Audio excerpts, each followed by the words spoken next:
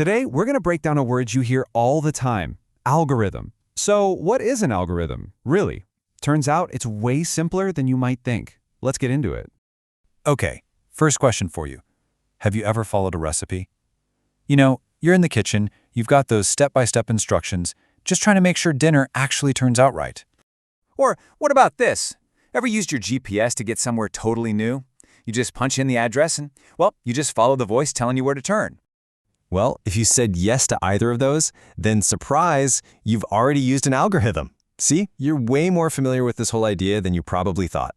So to really get this, let's go back to that first example. It really does all start with a simple recipe. I love this because it just grounds this big kind of technical word in something we all get. An algorithm is really just like a recipe. It's a set of directions, a precise guide for getting something done. And yeah, this lays it out perfectly. I mean, think about it. A recipe is just a series of super specific instructions. You start with step 1, get your ingredients. Then step 2, heat the pan. You get the picture. If you follow the steps in the right order, you get what you wanted, a great meal. Okay, so now that we have that basic idea down, this step-by-step process, let's make it official and look at the actual definition. And there you have it. An algorithm is just a step-by-step set of instructions for solving a problem or doing a task. That's it. This is basically the language computers speak. Without these instructions, a computer is just, well, it's just a box. It has no clue what to do or when to do it. All right, to make this crystal clear, let's build a super simple algorithm ourselves for, making a sandwich. Here we go, the sandwich algorithm. Step 1, get 2 slices of bread. Step 2, add peanut butter. You see where this is going. Now to us, this seems almost silly, right? It's so basic, but this is exactly how a computer thinks.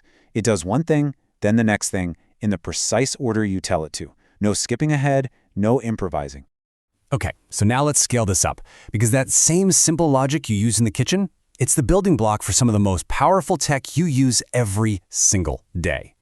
Yeah, that same step-by-step thinking is what's behind the magic of a search engine finding that one perfect result. It's what's behind your GPS finding the fastest way home in traffic. And it's definitely what's behind your social media feed knowing exactly what video you want to see next. Now, obviously, there's a huge difference in scale here, right? Making a sandwich is, 5 simple steps with one outcome? A search engine algorithm, it's sifting through billions of pieces of information to find the best possible answer for you. The logic is the same at its core, but the complexity is just on a whole other planet. But here's the thing. For any algorithm to actually work, I don't care if it's for a sandwich or a search engine, it has to play by some rules. The instructions can't just be random. They have to be designed the right way. So what makes a good algorithm? Well, a few things are absolutely crucial. The instructions have to be crystal clear. The steps have to be in a very specific order. There has to be a clear start and a clear end. And maybe most importantly, it actually has to solve the problem it was designed for. And all of this kind of brings us to our final big idea for today. If all of this technology we use is just running on these super detailed sets of instructions, well, that brings up a pretty important question, doesn't it? Because when you really boil it all down, when you strip away all the code and the complexity, just remember where we started. At its heart, an algorithm is simply a recipe, a guide for solving a problem, whether that problem is what's for lunch or how do we organize all the information in the world. So that leaves us with one last thing to think about. If our whole world is running on these incredibly powerful and influential recipes, you got to ask yourself, who's writing them?